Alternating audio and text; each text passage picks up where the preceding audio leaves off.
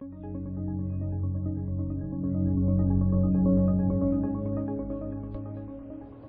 are going to see how to deactivate the license on the GESVATEC labeling software.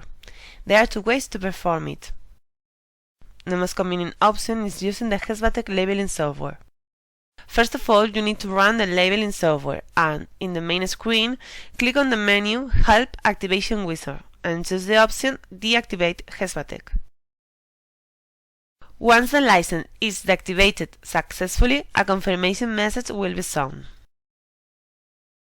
You might need to deactivate the GESVATEC license without having access to the labeling software. In that case, you will be able to deactivate it on the private area in the GESVATEC.com web app. For this purpose, you should log into the web with your user and password, and once you are in the private area, click into the licensing option on the menu. On this menu you can see all your licenses, so you need to click on this button next to the license you wish to deactivate.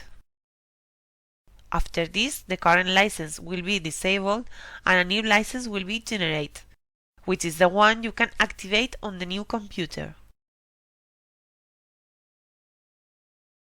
If you have any doubt regarding the deactivation process, please visit our help center in the GESVATEC.com web app.